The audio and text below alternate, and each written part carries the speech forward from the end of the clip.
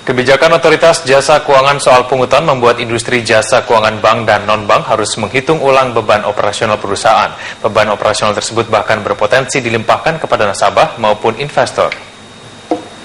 Pungutan ini akan berlaku secara efektif sejak 1 Maret 2014 menyusul pengesahan peraturan pemerintah oleh Presiden SBY. Artinya seluruh industri jasa keuangan wajib mengeluarkan dana tambahan untuk memenuhi aturan OJK.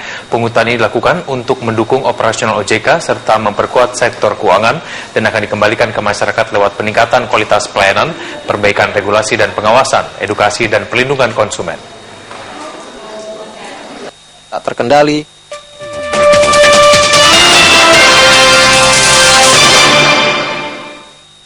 Kebijakan biaya pungutan otoritas jasa keuangan memicu penolakan pelaku industri keuangan bank maupun non-bank. Meski untuk memperkuat sektor keuangan, pungutan itu dinilai membebani industri. Lantas seperti apa manfaat dan efek pungutan OJK bagi industri dan investor di pasar modal? Kita akan membahasnya bersama dengan Ketua Asosiasi Perusahaan Efek Indonesia, Lili Wijaya. Selamat pagi Ibu Lili, apa kabar? Selamat pagi Egan. Ibu Lili, ini ada tambahan pungutan dari OJK. Ini sebetulnya untuk Anda dan juga perusahaan efek Indonesia lainnya, ini memberatkan atau tidak sih? Kalau berbicara berat, segala sesuatu yang katakanlah menambah beban, ya toh, pengeluaran, itu pasti berat. Itu pasti berat. Pada intinya kan pada akhirnya kita melihat kegunaan dari pungutan itu, ya kan? Kalau berbicara berat, pasti semua pelaku akan mengatakan berat dan kalau bisa tidak ada. Ya. Lalu kemudian sampai saat ini sudah ada yang mulai membayar belum, Ibu? Tentu saja belum, karena peraturan pemerintah yang katakanlah tentang pungutan OJK ini baru ditandatangani 12 Februari yang lalu, PP-nya. Jadi itu baru PP ya, belum berbicara peraturan OJK. Karena untuk implementasi kan harusnya ada peraturan OJK-nya ya. Jadi peraturan OJK-nya yang sampai sekarang memang belum keluar ya. Jadi walaupun PP itu mengatakan akan berlaku pungutan itu efektif ditandatanganinya PP, berarti efektif 12 Februari. Artinya mulai 12 Februari memang sudah terjadi kewajiban itu. Tapi bagaimana membayarnya dan sebagainya itu kita menunggu katakanlah peraturan OJK yang akan dikeluarkan oleh OJK. Mungkin juga ada surat edaran dan sebagainya. Lalu ini kemudian dengan adanya peraturan baru ini, lalu kemudian ini bagaimana nih dari perusahaan efek ini untuk paling tidak melakukan kewajibannya ini, strateginya akan seperti apa nantinya ke depan? Pertama-tama kemarin kebetulan baru diadakan sosialisasi dari Kepala Eksekutif Pasar Modal, baru mengundang semua asosiasi yang di pasar modal ya. Jadi kami baru mulai tahu, oh PP itu begitu bunyinya ya. Artinya dari perusahaan efek kan akan kena 1,2% ya toh, dari pendapatan usaha.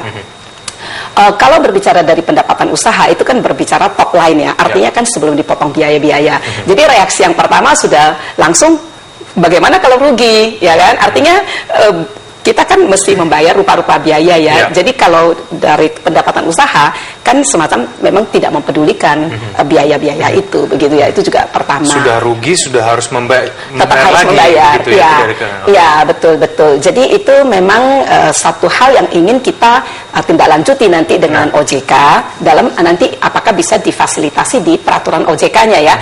Katakanlah difasilitasi artinya mungkin 0% atau apa ya. Karena memang di dalam peraturan ini ada pasal yang memberi kewenangan kepada OJK untuk menerapkan 0% dalam kondisi tertentu begitu. Pertanyaan selanjutnya kemudian adalah investor ini menakutkan bebannya akan dikenakan kepada mereka. Nah, ini apakah ini yang akan dikenakan kepada para investor di pasar modal tentunya? Iya, saya pikir itu akan terjadi otomatis ya. Memang bad news lah ya sebenarnya ya.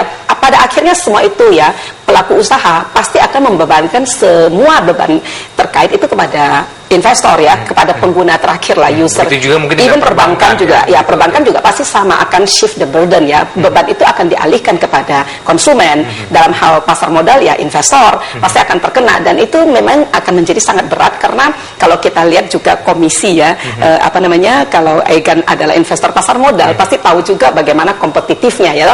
Komisi sudah turun terus ya, lalu ditambah ini lagi ya. Jadi porsi yang tersisa untuk perusahaan efek itu akan sangat sangat minim begitu ya, begitu. Ya. Lalu kemudian akhirnya ini kalau kita berbicara mengenai beratnya investor, ini mungkin ada beban tambahan. Ini sebetulnya seberapa besar sih nanti akan dikenakannya? Apakah seluruhnya itu akan langsung dikenakan ke investor atau seperti apa sebetulnya?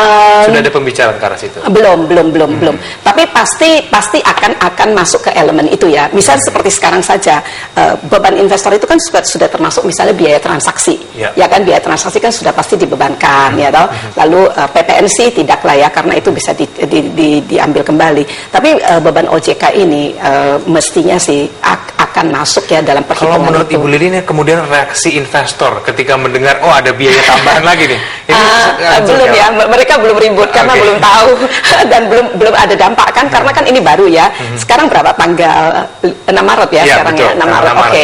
Ya, jadi PP-nya 12 Februari. Dengan kata lain sekarang baru heboh-heboh nih. Katakanlah baru terjadi apa sih, PP-nya baru pada ribut nih, PP-nya ya baru tahu 1,2% dan sebagainya ya. Baru mulai sadar akan ada impact dan sebagainya ya. Jadi nextnya kalau memang sudah ada POJK dan sebagainya, itu akan langsung investor mungkin mulai merasakan dampaknya. Baik, Ibu Lili, kita lanjutkan lagi dulu kita di segmen berikutnya. Pemirsa, Marka Corner akan segera kembali.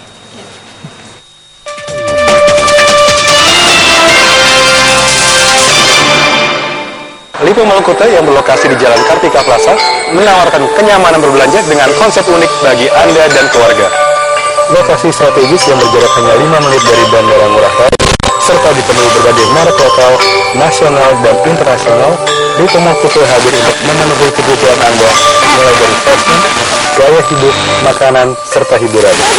Anda pun bisa mendapatkan penawaran spesial dan berbagai promo yang menarik. Kunjungi Lipo Malukute dan nikmati pengalaman berbelanja yang berbeda. The Jakarta Globe, today's edition. Get your copy now.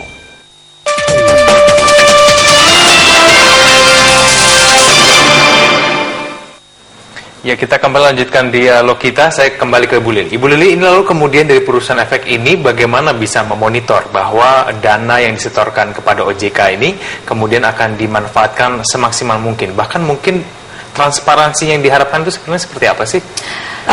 Kalau dari PP, sebagaimana yang kemarin sudah disampaikan juga dalam sosialisasi ya, dari OJK akan mempertanggungjawabkan dana yang mereka terima lewat laporan keuangan dan laporan kegiatan, begitu ya. Jadi dari situ diharapkan bisa melihat. Tapi mungkin yang sebelum ke pertanggungjawaban bagi pelaku akan akan menjadi penting juga ya untuk mengetahui anggarannya terlebih dahulu kan, bahwa memang kegunaannya untuk apa saja, begitu ya. Jadi sebelum ada pertanggungjawaban mungkin anggarannya dulu ya. Jadi karena ini kan pada akhirnya kan publik punya funds ya, dana publik kan, kita menarik dari masyarakat ya, menariknya tuh lewat perusahaan efek, lewat perbankan dan sebagainya kan. Jadi anggarannya itu mungkin bagus juga, tapi itu tidak disebut di sini sih. Itu mungkin poin yang bisa ditanyakan lebih lanjut. Ya, kemudian harapan tentunya ke OJK ini dengan adanya setoran dana ini ya, mungkin dari perusahaan efek seperti apa sih Bu Lili ini ke depannya? Pertama-tama yang jelas kita perusahaan efek mengharapkan lewat POJK berbagai hal yang katakanlah sudah dirasakan memberatkan lewat PP ini itu bisa katakanlah di tone down ya, bisa lebih diminimalisir lah dampak yang berat itu. Bagaimana caranya ya toh? Itu satu ya. Yang saya pikir itu yang paling penting ya. Semoga lewat POJK itu betul-betul katakanlah kekhawatiran yang ada itu bisa dieliminir atau diminimize begitu. Lalu menurut Anda ini bagaimana cara OJK paling tidak untuk memberdayakan para investor? Apa mungkin khususnya dari perusahaan efek sendiri memberdayakan investor kemudian untuk bisa menyikapi peraturan ini? Maksudnya untuk investor saya pikir investor akan bergerak sendiri tanpa perlu diberdayakan untuk ini. Ketika mereka memang menerima katakanlah beban tambahan, mereka pasti akan katakanlah quote-unquote minta pengurangan lah dari perusahaan. Apakah ini kemudian akan mengurangi minat investor atau pasar modal? Kalau itu ya, kalau memang menjadi terlalu mahal ya, kalau misalnya shifting the burden itu menjadi sangat tinggi sehingga komisi yang fee yang dibebankan kepada investor menjadi tinggi begitu ya, mungkin akan dirasakan ada dampaknya begitu ya, especially kepada retail investor ya, yang memang sesungguhnya kan kita lagi mau memasukkan banyak retail investor kan, katakanlah yang pemodal Indonesia lokal ya, untuk masuk ya. Jadi kalau biayanya naik, bisa saja berdampak katakanlah negatif terhadap katakanlah mereka merasa oh mahal begitu ya. Untuk yang institusi misalnya fund-fund yang besar barangkali tidak terlalu menjadi kendala ya, tapi bisa menjadi counterproductive terhadap katakanlah investor justru yang retail yang ingin kita masukkan dalam sistem untuk memperkuat